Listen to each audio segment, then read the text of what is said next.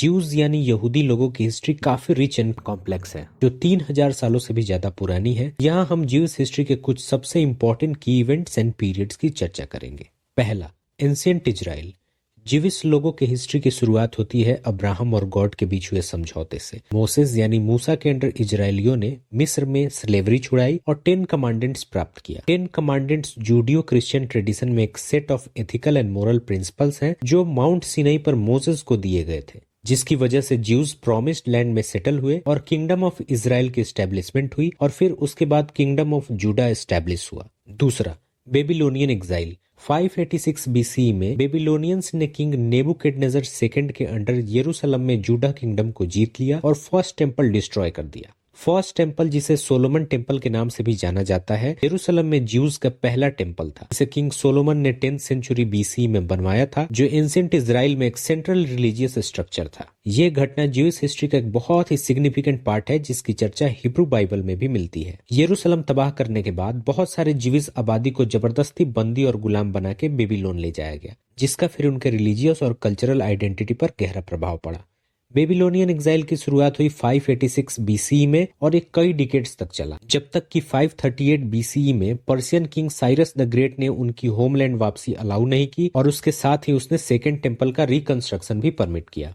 तीसरा, second temple period. Second Jewish temple 515 BC में Jerusalem में बना था। यह ज्यूइश गवर्नर जेरुब्बाबेल के इनिशिएशन और सुपरविजन में बना था, जिसे पर्शियन किंग डारियस I ने अपॉइंट किया था। अब बेबीलोन से वापस लौटने के बाद ज्यूइश लोगों ने जेरूसलम में सेकेंड टेंपल रिबिल्ड कराया। इस दौरान वे हेलेनिस्टिक कल्चर से इन्फ्लुएंस्ड थे और फेरुसीज, सैडुसीज, एसेनीज जैसे विभिन्न ज्यूइश सेक्ट का राइज हुआ। एग्जाइल का एक्सपीरियंस और प्रॉमिस्ड लैंड पर उनका return Jewish history and theology का एक सेंट्रल थीम है।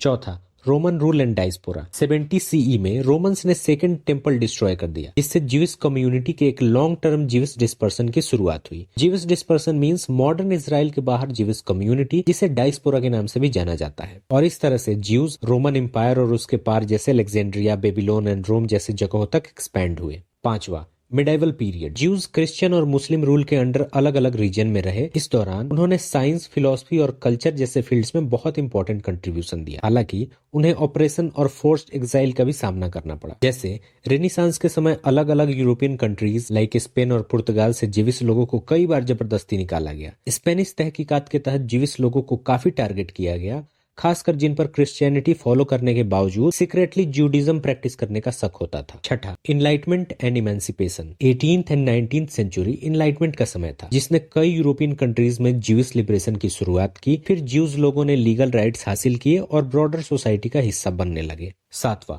Holocaust and Israel. 20th century गवाह बना ह्यूमन हिस्ट्री की सबसे भयानक घटनाओं में से एक होलोकॉस्ट का, जिसमें हिटलर के नाजियों द्वारा ज्यूज लोगों की सिस्टमैटिक रूप से अलग अलग तरीकों से टॉर्चर करके भयावहता से हत्या की गई। फिर सेकेंड वर्ल्ड वार के बाद जब कोल्ड वार शुरू हो रहा था, तभी 1948 में modern state of Israel establish हुआ, जिससे बचे हुए ज्यूज शरणार्थियों को होमलैंड मिला, जो ज्यूइश हिस्ट्री में एक टर्निंग पॉइंट साबित हुआ। आठवां, कंटेम्पररी ज्यूइश आइडेंटिटी।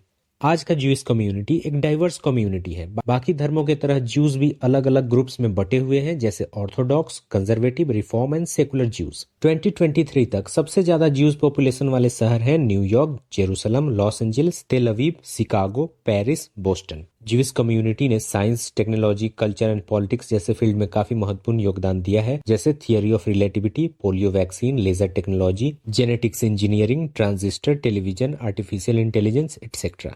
ये ज्यूइश हिस्ट्री का एक ब्रॉड ओवरव्यू था। इसके अलावा भी एक बहुत ही कॉम्प्लेक्स और डाइवर्स हिस्ट्री है। इसमें बहुत सारे इंसिडेंट्स, फिगर्स एंड डेवलपमेंट शामिल हैं, जिन्होंने समय समय से ज्यूइश आइडेंटिटी एंड कल्चर को शेप देने का काम किया है।